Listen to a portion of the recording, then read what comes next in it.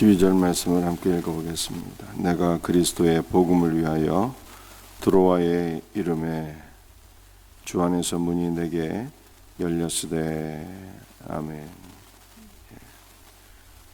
바울이 드로아에 가게 된 두 가지 이유가 있었는데요. 드로아는 고린도와 멀지 않은 곳이어서 그곳에서 디도를 만나고 고린도 교회의 형편을 듣기 위함이었어요. 또 두 번째 이유가 있는데, 오늘 본문에서 12절에 말씀하고 있는 것처럼 복음을 위하여 드로아에 이르게 되었다 말씀하고 있습니다. 이 드로아에 이르게 될 때 주 안에서 문이 열렸다 이렇게 말씀하고 있어요. 무슨 문이 열렸다는 뜻일까요? 복음의 문이 열렸다는 거예요. 복음을 증거할 기회가, 그것도 아주 좋은 기회가 주어졌기 때문에 내가 드로아에 이르게 되었다 이렇게 말씀하고 있어요. 그런데 이 복음을 증거할 좋은 기회가 주어졌는데, 이 기회가 주님의 은혜로 주어졌다는 거예요. 문이 열렸다라고 하는 것이요, 수동태로 되어 있어요. 바울이 문을 연 것이 아니라 주님께서 복음의 문을, 복음을 증거할 좋은 기회의 문을 주님이 열어주셨다는 거예요. 그래서 이 문을 열어주시는 것이 주님의 사역이더라고요. 요한계시록 3장 8절 말씀을 보게 되면,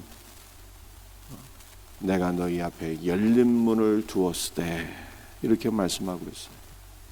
문을 열어주시는 주님, 기도응답의 문을 열어주시고, 복음을 증거할 문을 열어주시고, 복의 문을 열어주시고,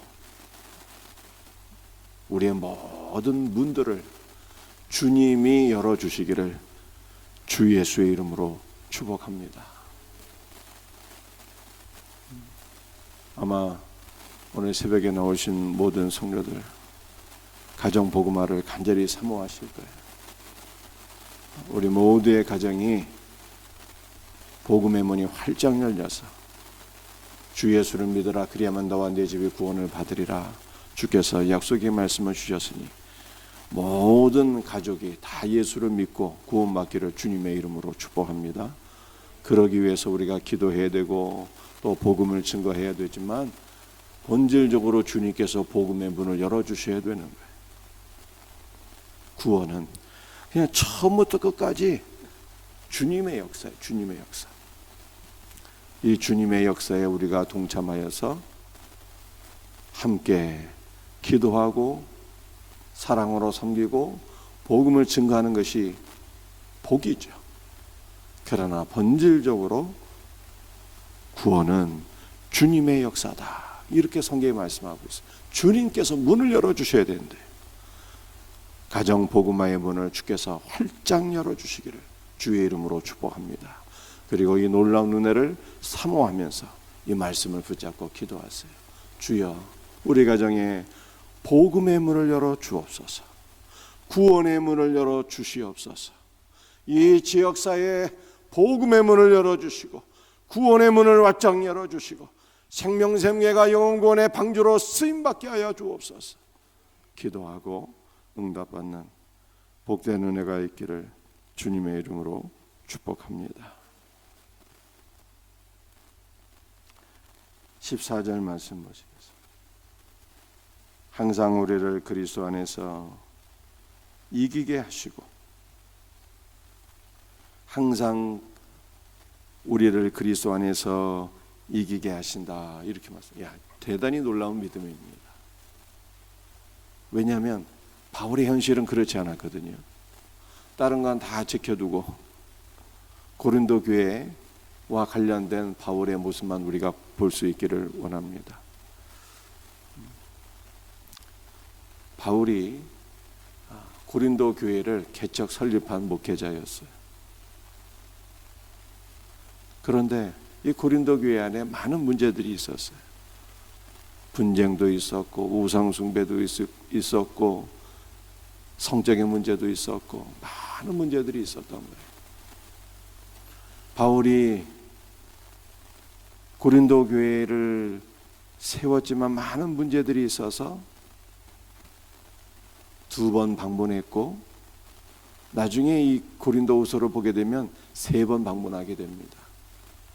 그리고 바울이 3번 방문하기 전에 고린도 전후서를 쓰게 되고 또 동역자 디도를 보내고 디도를 통해서 고린도 교회의 소식을 듣기를 원하는 거예요. 그런데 디도를 만나지 못했어요.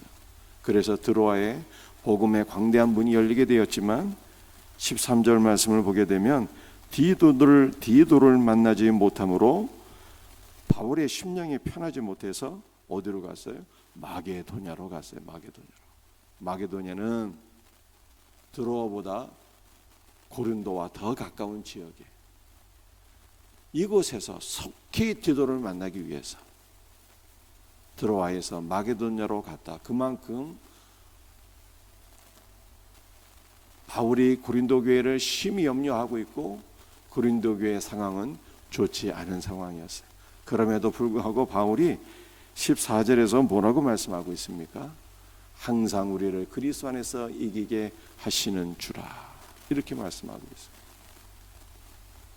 그러므로 성도는요, 자신을 둘러싸고 있는 상황을 보고 두려워하지 말고, 바울의 상황, 고린도 교회의 상황은 여전히 좋지 않았지만, 고린도 교회가 여전히 분쟁 가운데 있어서 바울의 심령이 편치 않았지만, 그러나 바울은요 믿음으로 바라보는 거예요. 뭘 바라보았습니까? 항상 그리스도 안에서 이기게 하시는 주님의 은혜, 주님의 역사를 바라봅니다. 여러분들, 이기게 하신다라고 하는 것이요, 그리스도의 승리의 행진에 동참하게 하신다는 거예요. 그리스도의 승리의 행진은 어떤 것입니까? 예수님께서 십자가에 못 박혀 죽으셨지만 그리스도의 죽음으로써 원수 마귀를 멸하시고 우리의 죄를 멸하시고 우리의 옛사람도 다 종결하셨어요. 그리스도께서 부활하셔서 그리스도의 부활 생명을 바로 우리에게 주셨잖아요. 그리스도의 십자가의 죽으심도 원수 마귀에 대한 승리요, 그리스도의 부활도 우리에게 영원한 생명을 주시는 그리스도의 승리요. 그리고 주님께서 제자들을 40일간 다 회복시켜 주시고 승천하시고 보호자 우편에 앉으셨는데, 바울이 에베소 2장 말씀을 보게 되면 우리는 그리스도와 함께 십자가에 못 박혔고 그리스도와 함께 부활하였고 그리스도와 함께 승천하였고 그리스도와 함께 하늘 보좌 우편에 앉아있고, 이렇게 우리가 그리스도의 승리의 행전에 동참한다는 거예요. 그리고 그리스도와 함께 재림한다는 거예요. 그리스도와 함께 주 안에서 죽은 모든 성도들 그리스도와 함께 재림하는 거예요.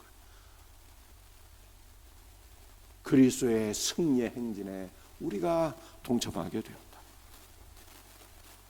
그러니까 우리가 현실 세계에서 어려움을 만나도 이미 우리는 그리스도의 승리의 행진에 동참하는 자이므로 이것을 믿음으로 바라보고 믿음으로 취하고 믿음으로 고백하게 될 때, 여러분들 현실의 모든 문제들도 우리가 그리스도 안에서 이기고 승리하게 될 것을 믿으시기를 바랍니다. 14절 하반절 보시겠습니다. 우리로 말미암아 각처에서 그리스도를 아는 냄새를 나타내시는 하나님께 감사하노라. 각처에서 그리스도를 아는 냄새를 나타내시는 하나님께 감사합니다.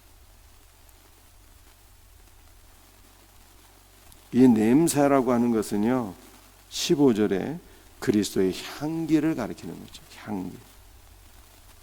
15절도 한번 읽어볼까요? 우리는 구원받는 자들에게나 망하는 자들에게나 하나님 앞에서 그리스도의 향기니 라고 말씀합니다.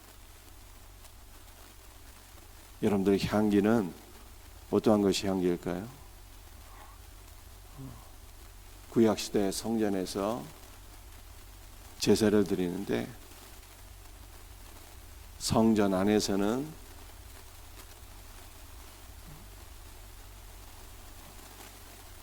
분향로에서 향을 태우는데 이 향이 하나님 보좌에 올라가게 되잖아요. 이것은 바로 그리스도의 중보기도를 가리킵니다. 그리스도께서 우리를 위해서 중보기도를 하시고 아버지 하나님께서 그 향을 맡으시고 우리를 향하신 모든 분노를 깔아앉히시고 사랑으로 은혜와 복을 주시는 거예요. 성전 밖에서는 번제단이 있어서 번제단에서 번제를 비롯한 제사를 드릴 때 그 제물을 태우는 향이 하늘 보좌에 올라가므로 모든 죄인들을 향하신 하나님의 분노가 진정되고 하나님께서 죄사함과 은혜와 복을 주시는 거예요. 이게 바로 향기라는 거예요. 그래서 이 향기는 그리스도의 향기. 그리스도를 받으시고 하나님께서 은혜와 복을 주십니다. 그리고 이 향기는 그리스도와 연합된 바로 우리가 하나님 앞에 제물로 드려져서 하나님께서 그리스도 안에서 우리를 받으시고 기뻐하신다는 거예요. 그리고 오늘 14절 15절의 이 향기는 그리스도의 향기인데 그리스도를 나타내는 그리스도를 증거하는 복음의 향기입니다. 복음의 향기. 우리를 통하여서 그리스도를 증거하는 복음의 향기가 날마다 각처에서 뿜어져 나오니 하나님께 감사를 드린다는 거예요.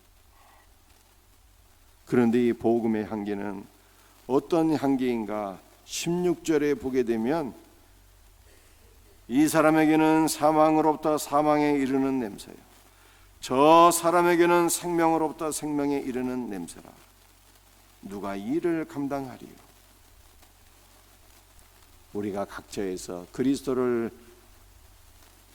그리스도의 향기를 뿜어내는데 그리스도의 복음을 증거하는데 이 그리스도의 복음은 어떤 사람에게는 사망에 이르게 하고 어떤 사람에게는 생명에 이르게 한다는 거예요. 어떤 사람을 사망에 이르게 할까요? 복음을 증거했는데 이 복음을 받아들이지 않고 거부하는 자들에게는 그리스도의 복음이 사망에 이르게 하는 것이요. 그런데 어떤 사람들은 마음의 문이 활짝 열려서 주 예수의 복음을 받아들이니 이러한 사람에게는 그리스도의 복음이 그리스도의 향기가 생명에 이르게 하는 향기가 된다라고 하는 거예요. 그러므로 여러분들이 전도하고자 하는 분들이 있으면 그들의 마음이 부드러워질 수 있도록 그들의 마음이 활짝 열려서 복음을 잘 받아들일 수 있도록 중보기도 하셔야 되는 거예요. 성소 안에서 그 분향단에서 날마다 이 타오르는 이 향은요 그리스도의 중보를 가리키지만 그리스도와 연합된 우리 모든 성도들의 중보기도를 가리키는 거예요. 우리가 그리스도 안에서 날마다 중보기도 해야 되는 거예요. 여러분의 가족을 위해서 중보기도하고 교회를 위해서 중보기도하고 이 땅의 불신 영혼들을 위해서 중보기도하고 전도 대상자들을 위해서 중보기도해야 되는 거예요. 그럴 때 마음의 문이 활짝 열려서 복음을 받아들여서 복음을 받아들인 자는 사망에 이르는 것이 아니라 생명에 이르게 된다라고 하는 것을 말씀하고 있습니다. 그러므로 여러분들이 복음을 증거하는 것은 한 사람의 영원한 운명을 결정짓는 너무나도 중대한 일이니 이 사역을 누가 감당하리요? 라고 말씀하고 있습니다. 16절 하반절에 누가 이 일을 감당하리요? 누가 복음을 잘 감당할 수 있을까요? 17절 마지막 말씀입니다. 우리는 수많은 사람들처럼 하나님의 말씀을 혼잡하게 하지 아니하고 하나님의 말씀을 혼잡하게 하는 사람들이 많이 있다는 거예요. 여러분들이 혼잡하게 한다는 것이 무슨 뜻일까요? 이 원어의 의미는 행상을 한다, 장사한다라고 하는 뜻이, 혼잡하게 한다는 것이 장사한다. 여러분들 시장에서 장사할 때 어떤 분들이 있을까? 시장에서 장사를 하는데 예를 들어서 과일을 파는 분들은요, 맨 위에는 좋은 물건을 놓고 그 밑에는 아주 품질이 낮은 과일을 놓는 분들이 있죠. 이것이 바로 혼잡하게 한다, 이런 뜻이에요. 여러분들 주유소에서 기름을 파는데 이 안 좋은 주유소는 말씀이죠. 기름에다가 뭘 섞어. 바로 이러한 것이 혼잡하게 한다는 뜻이에요. 그러니까 이것을 복음과 연결해서 생각해 보게 되면 이 복음에 안 좋은 것들을 막 자꾸만 섞는 거예요. 인간의 생각을 섞고 철학을 섞고 윤리를 섞고 율법을 섞고 비진리를 섞고, 누가 이러한 일들을 하게 되는 것입니까? 거짓 선지자들이 이러한 일들을 하게 되는 거예요. 그래서 이러한 일들을 하는 자들은 하나님의 복음을 감당하지 못하고 이러한 복음을 증거하고 전하게 될 때 전하는 자나 받는 자나 다 사망에 이르게 된다라고 하는 것을 말씀하고 있습니다. 그러면은 하나님의 복음을 어떻게 해야 되는 것입니까? 17절 하반절에 곧 순전함으로 하나님께 받은 것 같이 하나님 앞에서와 그리스도 안에서 말하노라. 순전함으로, 썩지 않고, 순도 100%에 혼합하지 않고, 인간의 생각이나 지식과 비진리를 섞지 않고 순도 100%의 복음을 증거해야 된다는 거죠. 그럴 때 이러한 성도들이 하나님의 복음 증거의 사명을 잘 감당할 수 있는 자들이, 이러한 성도들이 증거하는 말씀을 통해서 많은 영혼들이 구원받게 될 것을 말씀하고 있는 것입니다. 말씀을 마치겠어요. 여러분들 구원은 본질적으로 주님의 역사예요. 주님의 은혜를 의지하면서 복음의 문을 열어주셔서 기도하시기를 간절히 바랍니다. 그리고 우리가 이 복음을 증거함에 있어서 이 복음은 한 개인의 영원한 운명을 결정짓는 중대한 것이기 때문에, 어떤 사람은 사망에 이르고 어떤 사람은 생명에 이르게 하기 때문에 이 복음의 말씀에 인간의 것을 섞지 말고 순도 100%의 복음을 증거하는 자가 되어야 한다는 거예요.